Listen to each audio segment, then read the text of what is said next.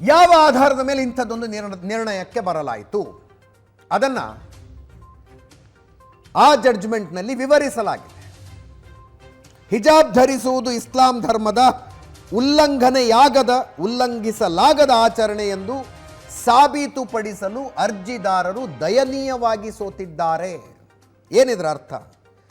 Essential part of ಇಸ್ಲಾಂ ಅನ್ನೋದನ್ನು ಸಾಬೀತುಪಡಿಸುವಲ್ಲಿ ಅರ್ಜಿದಾರರು ದಯನೀಯವಾಗಿ ಸೋತಿದ್ದಾರೆ. ಅರ್ಜಿದಾರರು ಅಂದರೆ ಹುಡುಗಿಯರ ಪರ ವಕೀಲರು. ದಯನೀಯವಾಗಿ ಸೋತಿದ್ದಾರೆ ಅಂದರೆ ಏನರ್ಥ? ಕುರಾನಿನ 24ನೇ ಅಧ್ಯಾಯದ 31ನೇ ಆಯತ್ನಲ್ಲಿ ಹಿಜಾಬ್ ಧರಿಸಬೇಕು ಅಂತ ಹೇಳಿದ್ದಾರೆ. ಜೊತೆಗೆ ಯಾರ್ಯಾರ ಎದುರಿಗೆ ಹೊರತುಪಡಿಸಿ ಉಳಿದೆಲ್ಲವರ ಎದುರಿಗೆ ಹಿಜಾಬ್ ಧರಿಸಬೇಕು ಅಂತ ಇದೆ ಅನ್ನೋದನ್ನು ನ್ಯಾಯಪೀಠದ ಎದುರು ಅರ್ಜಿದಾರರು ಇಟ್ಟರು. ಅಲ್ಲಿಂದ ಹಿಡಿದು ಇನ್ನೊಬ್ಬರು ವಕೀಲರು ಇಸ್ಲಾಮಿಕ್ ಕಥೆಗಳನ್ನು ಹೇಳಿದ್ರು. ಮೊಹಮ್ಮದ್ ಪೈಗಂಬರರು ಒಂದು ಸಲ ರೆಕ್ಕೆ ಇರುವ ಕುದುರೆಯ ಮೇಲೆ ಅಲ್ಲಾಹುವಿನ ಹತ್ರ ಹೋದಾಗ ಅಲ್ಲಿ ಕೆಲವಷ್ಟು ಹೆಣ್ಮಕ್ಳು ಅಳ್ತಾ ಇದ್ರು. ಅವರ ತಲೆಯ ಸುತ್ತಲೂ ಕಾರ್ಕೋಟಕ ವಿಷಸರ್ಪಗಳ ನರ್ತನ ಮಾಡ್ತಾ ಇದ್ವು. ಅವರು ಯಾರು ಅಂತ ಅಲ್ಲೇ ಇದ್ದ ಜೇಬ್ರಿಲ್ರನ್ನ ಕೇಳಿದಾಗ ಅವರು ನಿಮ್ಮದೇ ಸಮುದಾಯದ ಹೆಣ್ಣು ಮಕ್ಕಳು, ಭೂಮಿಯ ಮೇಲಿದ್ದಾಗ ಹಿಜಾಬ್ ಧರಿಸಿರಲಿಲ್ಲ ಅಂದರು. ಈ ನಂಬಿಕೆಯ ಕಾರಣಗಳಿಗಾಗಿ ಅವಕಾಶ ಕೊಡಿ ಅನ್ನುವ ತನಕ ಪ್ರತಿಯೊಂದು ವಾದ ಕೂಡ ಮಂಡನೆ ಆಯಿತು. ನ್ಯಾಯಪೀಠ ಕನ್ವಿನ್ಸ್ ಆಗಲಿಲ್ಲ. ಯಾಕೆ ಅಂದರೆ ಹಿಜಾಬ್ is not an essential part of ಇಸ್ಲಾಂ ಅಂತ ವಾದ ಮಾಡಿದ ಅಡ್ವೊಕೇಟ್ ಜನರಲ್, ಅಂದರೆ ರಾಜ್ಯ ಸರ್ಕಾರದ ಪರವಾಗಿ ಮಂಡನೆಯಾದಂತಹ ವಾದ, ಅದು ಅಬ್ದುಲ್ಲಾ ಯೂಸುಫ್ ಅಲಿ ಅನ್ನುವಂಥ ವ್ಯಾಖ್ಯಾನಕಾರರು ವ್ಯಾಖ್ಯಾನಿಸಿರುವ ಕುರಾನ್ನ ವ್ಯಾಖ್ಯಾನವನ್ನು ನ್ಯಾಯಪೀಠದ ಎದುರುಗಡೆ ಇಟ್ಟರು. ಅಬ್ದುಲ್ಲಾ ಯೂಸುಫ್ ಅಲಿ ಅನ್ನುವಂಥ ಇಸ್ಲಾಮಿಕ್ ಪಂಡಿತರು ಮಾಡಿರುವ ಕುರಾನ್ನ ವ್ಯಾಖ್ಯಾನ ಸರ್ವಪರಿ. ಈ ದೇಶದ ಎಲ್ಲ ನ್ಯಾಯಾಲಯಗಳು ಆ ವ್ಯಾಖ್ಯಾನವನ್ನು ಒಪ್ಪಿಕೊಂಡಿವೆ. ನ್ಯಾಯಾಲಯದ ಎದುರು ಇಸ್ಲಾಮಿಗೆ ಸಂಬಂಧಿಸಿದ ಯಾವುದೇ ಪ್ರಕರಣ ಬಂದರೂ ಕೂಡ ಕೇಸ್ ಹಾಕದವರು ಹಾಕಿಸ್ಕೊಂಡಂಥವ್ರು ಇಬ್ಬರು ಅದೇ ವರ್ಷನನ್ನು ಒಪ್ತಾರೆ. ಅನೇಕ ಪ್ರಕರಣಗಳಲ್ಲಿ ರೆಫರ್ ಆಗಿರುವಂಥದ್ದು ಅಬ್ದುಲ್ಲಾ ಯೂಸುಫ್ ಅಲಿ ಅವರದೇ ಪುಸ್ತಕ. ಇಂತಿಂಥ ಪ್ರಕರಣಗಳಲ್ಲಿ ರೆಫರ್ ಆಗಿದೆ ಅಂತ ಕೊಟ್ಟರು. ಅದರಲ್ಲಿ ಹಿಜಾಬ್ ಇಸ್ಲಾಮಿನ ಅವಿಭಾಜ್ಯ ಅಂಗ ಅನ್ನುವಂಥದ್ದು ಇರಲಿಲ್ಲ. ಅದರ ಮೂಲಕ ಪಾಯಿಂಟ್ ಟು ಬಿ ನೋಟೆಡ್ ಅಂತ ಹೇಳಿದ್ರು. ಮೂಲಭೂತ ಹಕ್ಕುಗಳಿಗೆ ಹೋಲಿಸಿದರೆ ಸಂವಿಧಾನದ 25ನೇ ವಿಧಿ ಖಾತರಿಪಡಿಸಿದ ಧಾರ್ಮಿಕ ಸ್ವಾತಂತ್ರ್ಯದ ಪ್ರಾಮುಖ್ಯತೆ ಕಡಿಮೆ. Right to profess and practice religion is not an absolute religion. ಈ ಪ್ರಕರಣವನ್ನ ಕೇವಲ ಉಡುಪಿ ಕಾಲೇಜಿನ ಅಥವಾ ಕುಂದಾಪುರ ಕಾಲೇಜಿನ 6 ಜನ ಹುಡುಗಿಯರು ಹಾಕಿದ ಕೇಸು, ಅದರ ಬಗ್ಗೆನ ತೀರ್ಪು ಅಂತ ನೋಡೋ ಹಾಗಿಲ್ಲ. ಭಾರತದ ಭವಿಷ್ಯದಲ್ಲಿ ಅಸಂಖ್ಯ ಸಲ ಉಲ್ಲೇಖವಾಗಲಿರುವಂತಹ ತೀರ್ಪು ಇದು. ಇವತ್ತೇ ಬರೆದಿಟ್ಕೊಳ್ಳಿ. ಧಾರ್ಮಿಕ ಸ್ವಾತಂತ್ರ್ಯ ಅಂದರೆ ಏನು? ಧಾರ್ಮಿಕ ಸ್ವಾತಂತ್ರ್ಯವನ್ನು ಯಾರೂ ಪ್ರಶ್ನೆನೇ ಮಾಡಬಾರದ. ಪ್ರಶ್ನೆ ಮಾಡಬಹುದು ಅನ್ನೋದಾದರೆ ಯಾವ ಹಂತದಲ್ಲಿ ಮಾಡಬಹುದು, ಯಾವ ಕಾರಣಗಳಿಗಾಗಿ ಮಾಡಬಹುದು, ಅಷ್ಟೂ ವಿವರವಾಗಿ ಚರ್ಚೆ ಆಗಿದೆ 11 ದಿವಸದ ವಿಚಾರಣೆಯಲ್ಲಿ. ಮೂಲಭೂತ ಹಕ್ಕುಗಳಿಗೆ ಹೋಲಿಸಿದರೆ ಧಾರ್ಮಿಕ ಸ್ವಾತಂತ್ರ್ಯ ಅನ್ನೋದು ಪ್ರಾಮುಖ್ಯತೆ ಪಡೆಯೋದಿಲ್ಲ. ಯಾರದಾದರೂ ಮೂಲಭೂತ ಹಕ್ಕಿಗೆ ಧಕ್ಕೆ ತರುತ್ತೆ ಅನ್ನೋದಾದರೆ ಧಾರ್ಮಿಕ ಸ್ವಾತಂತ್ರ್ಯಕ್ಕೆ ಅವಕಾಶ ನೀಡಬೇಕಾಗಿಲ್ಲ ಅಥವಾ ರೀಸನೇಬಲ್ ರಿಸ್ಟ್ರಿಕ್ಷನ್ ಹಾಕಬಹುದು ಅಂತ ಈ ತೀರ್ಪಿನಲ್ಲಿ ವಾದ ಆಗಿದೆ. ಒಂದು ಆಚರಣೆ ಅನಾದಿ ಕಾಲದಿಂದ ನಡೆದು ಬಂದಿದೆ ಅಥವಾ ಧಾರ್ಮಿಕ ಪಠ್ಯಗಳಲ್ಲಿದೆ ಎಂಬ ಕಾರಣಕ್ಕೆ ಸಾಂವಿಧಾನಿಕ ರಕ್ಷಣೆಯನ್ನು ನೀಡಲಾಗುವುದಿಲ್ಲ. ಇದನ್ನು ಇನ್ನೊಂದು ಸ್ವಲ್ಪ ಕಾಂಟೆಕ್ಸ್ಟ್ನಲ್ಲಿ ಅರ್ಥ ಮಾಡಿಸ್ತೀನಿ ನಿಮಗೆ. ಯಾವುದಾದರೂ ಒಂದು ಆಚರಣೆ ಒಂದು ಧರ್ಮದ ಪುಸ್ತಕದಲ್ಲಿದೆ ಅನ್ನುವ ಕಾರಣಕ್ಕೆ ಇಂಥ ಪುಸ್ತಕದಲ್ಲಿ ಇಂಥ ಅಧ್ಯಾಯದಲ್ಲಿ ಇದೆ ಅಂತ ಹೇಳಿಬಿಟ್ರೆ ಅದಕ್ಕೆ ನ್ಯಾಯಾಲಯ ರಕ್ಷಣೆ ಕೊಡಬೇಕು ಅಂತಿಲ್ಲ. Essential part of any religion are protected by the right to religion. That too conditions apply. ನಿಯಮಗಳ ಅನ್ವಯ ಆಗ್ತವೆ. ನನ್ನ ಧರ್ಮದಲ್ಲಿ ಇಂಥದ್ದೊಂದು ಆಚರಣೆ ಇದೆ, ಈ ಆಚರಣೆಯನ್ನು ನಡೆಸೋದಕ್ಕೆ ನನಗೆ ಸಂವಿಧಾನದ ರಕ್ಷಣೆ ಬೇಕು, ಆಡಳಿತದ ವ್ಯವಸ್ಥೆಯ ರಕ್ಷಣೆ ಬೇಕು ಅಂದ್ರೆ ಆಗೋದಿಲ್ಲ ಅಂತ ಹೇಳ್ತು court. What is essential part of any religion ಅನ್ನೋದು ಕೂಡ ಚರ್ಚೆಗೆ ಬಂದಿದೆ. ಮುಂದೆ ಬರ್ಬೋದು, ಆ ವಿಷಯ ಹೇಳ್ತೀನಿ ನಾನು. ಪವಿತ್ರ ಕುರಾನ್ ಮುಸ್ಲಿಂ ಮಹಿಳೆಯರಿಗೆ ಹಿಜಾಬ್ ಅಥವಾ ಶಿರವಸ್ತ್ರ ಧರಿಸುವುದನ್ನು ಕಡ್ಡಾಯ ಮಾಡುವುದಿಲ್ಲ. ಅದನ್ನು ಅಬ್ದುಲ್ಲಾ ಯೂಸುಫ್ ಅಲಿಯವರ ವ್ಯಾಖ್ಯಾನವನ್ನು ಇಟ್ಕೊಂಡು ಇಂಥದ್ದೊಂದು ತೀರ್ಮಾನಕ್ಕೆ ಬರಲಾಗಿದೆ. ಸೂರಾಗಳಲ್ಲಿ ಏನು ಹೇಳಲಾಗಿದೆಯೋ ಅದು ಕೇವಲ ನಿಯಮಗಳ ಪುಸ್ತಕ. ಕುರಾನ್ ಅಂದ್ರೆ ಏನು, ಹದೀಸ್ ಅಂದ್ರೆ ಏನು, ಸುರಾ ಅಂದ್ರೆ ಏನು, ಇಸ್ಲಾಮಿನ ಜೀವನ ಪದ್ಧತಿಯಲ್ಲಿ ಕುರಾನ್ಗೆ ಎಷ್ಟು ಪ್ರಾಮುಖ್ಯತೆ, ಹದೀಸ್ಗೆ ಎಷ್ಟು ಪ್ರಾಮುಖ್ಯತೆ, ಸುರಾಗಳಿಗೆ ಎಷ್ಟು ಪ್ರಾಮುಖ್ಯತೆ, ಎಲ್ಲ ವಿಷಯಗಳ ಬಂದು ಹೋದವು ಈ ಪ್ರಕರಣದಲ್ಲಿ.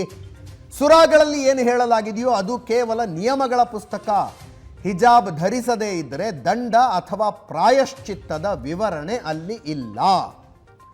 ಧಾರ್ಮಿಕವಾಗಿ ಕಡ್ಡಾಯ ಅಲ್ಲ ಎಂಬುದನ್ನು ಪ್ರತಿಭಟನೆ ಅಥವಾ ಕೋರ್ಟ್ನಲ್ಲಿ ಭಾವೋದ್ರಿಕ್ತ ವಾದದ ಮೂಲಕ ಧರ್ಮದ ಅತ್ಯಗತ್ಯ ಅಂಶ ಮಾಡಲಾಗುವುದಿಲ್ಲ. ಯಾವುದಾದ್ರೂ ಧಾರ್ಮಿಕವಾಗಿ ಅಷ್ಟೊಂದು ಅಗತ್ಯವಿಲ್ಲ ಅನ್ನೋದನ್ನು ಕೋರ್ಟಿಗೆ ತಗೊಂಡು ಬಂದು ಭಾವನಾತ್ಮಕವಾಗಿ ವಾದ ಮಂಡಿಸಿ ಇದನ್ನ ಅಗತ್ಯ ಅಂತ ಮಾಡೋದಕ್ಕಾಗೋದಿಲ್ಲ ಅಂತ ಕೋರ್ಟ್. ಇಸ್ಲಾಂನ 1400 ವರ್ಷಗಳ ಹಿಂದಿನ ತ್ರಿವಳಿ ತಲಾಖ್ ಎಂಬ ಅಪಾಯಕಾರಿ ಆಚರಣೆಯನ್ನು ಸುಪ್ರೀಂ ಕೋರ್ಟ್ ನಿಷೇಧಿಸಿದೆ. ತಾರ್ಕಿಕವಾಗಿ ಧರ್ಮಕ್ಕೆ ಎಲ್ಲವೂ ಅತ್ಯಗತ್ಯವಾಗಿರಬೇಕಾದರೆ ಕಡ್ಡಾಯ ಎಂಬ ಪರಿಕಲ್ಪನೆಯೇ ಹುಟ್ಟುತ್ತಿರಲಿಲ್ಲ. ಎಲ್ಲವೂ ಅತ್ಯಗತ್ಯ ಅನ್ನೋದಾದರೆ ಅದರಲ್ಲಿ ಎಸೆನ್ಷಿಯಲ್ ಪಾರ್ಟ್ ಅನ್ನೋದರ ಅವಶ್ಯಕತೆ ಬರ್ತಿರಲಿಲ್ಲ. ಮೊದಲು ಇದನ್ನು ನ್ಯಾಯಮೂರ್ತಿ ಕೃಷ್ಣ ದೀಕ್ಷಿತರ ಎದುರುಗಡೆ ಬಂತು ಈ ಪ್ರಕರಣ. ಅವರೊಬ್ಬರೇ ವಿಚಾರಣೆಯನ್ನು ಶುರು ಮಾಡಿದ್ರು. ದೇವದತ್ ಕಾಮತ್ ವಾದವನ್ನು ಮಂಡಿಸಿದ್ರು. ಐ ಥಿಂಕ್ ಸಂಜಯ್ ಹೆಗಡೆ ಕೂಡ ಅವರ ಎದುರಿಗೆ ವಾದ ಮಂಡಿಸಿದ್ರು ಅಂತ ಅನಿಸುತ್ತೆ.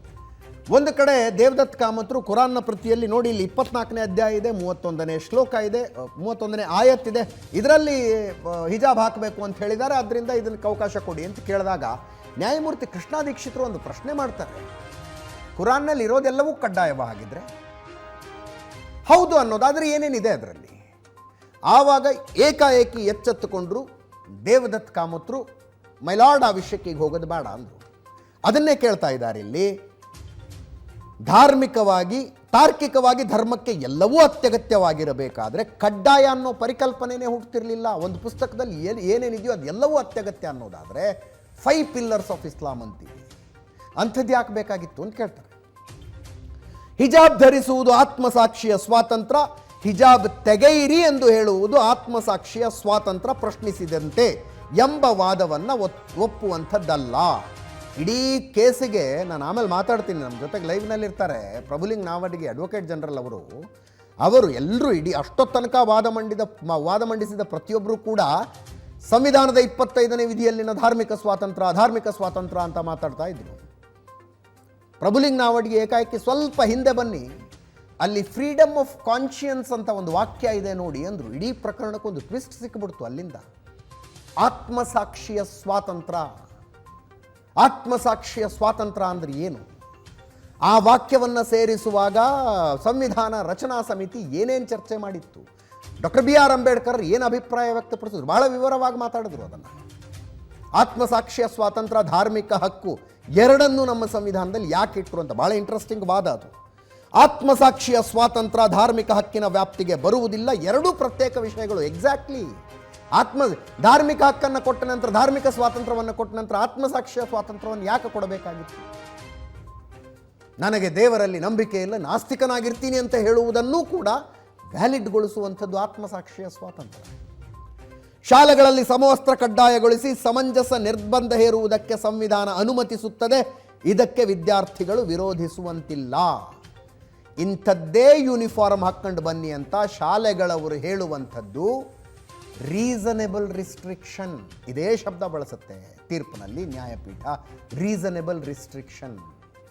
ಆ ರೀಸನೇಬಲ್ ರಿಸ್ಟ್ರಿಕ್ಷನ್ನನ್ನು ಹೇರುವ ಅಧಿಕಾರ ಶಾಲೆಗಿದೆ.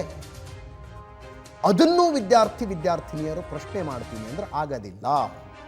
ಫೆಬ್ರವರಿ 5ರ ಸಮವಸ್ತ್ರ ಕಡ್ಡಾಯಗೊಳಿಸಿದ ಸರ್ಕಾರಿ ಆದೇಶ ಸಮಂಜಸವಲ್ಲ ಅಂತ ಹೇಳೋದಕ್ಕೆ ಆಗೋದಿಲ್ಲ. ಸರ್ಕಾರಕ್ಕೆ ಈ ಆದೇಶ ಹೊರಡಿಸುವ ಅಧಿಕಾರ ಇದೆ.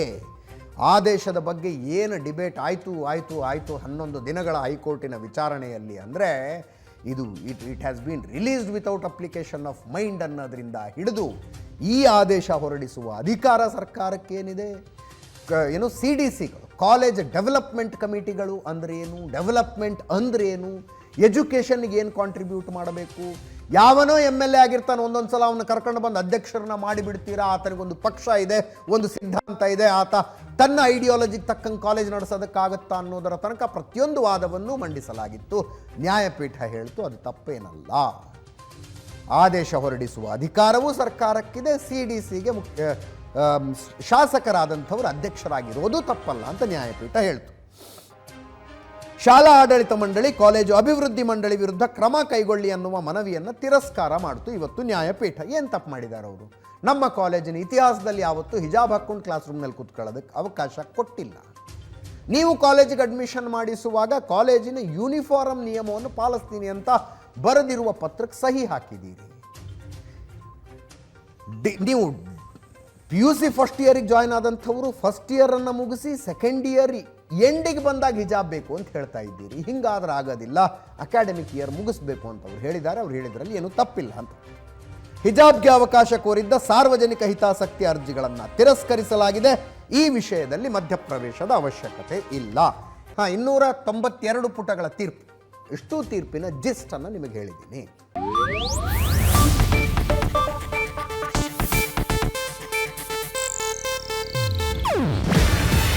ಇದು ಏಷ್ಯಾನೆಟ್ ನ್ಯೂಸ್ ನೆಟ್ವರ್ಕ್ ಪ್ರಸ್ತುತಿ. ನೀವು ನೋಡ್ತಿದ್ದೀರಾ ಏಷ್ಯಾನೆಟ್ ಸುವರ್ಣ ನ್ಯೂಸ್.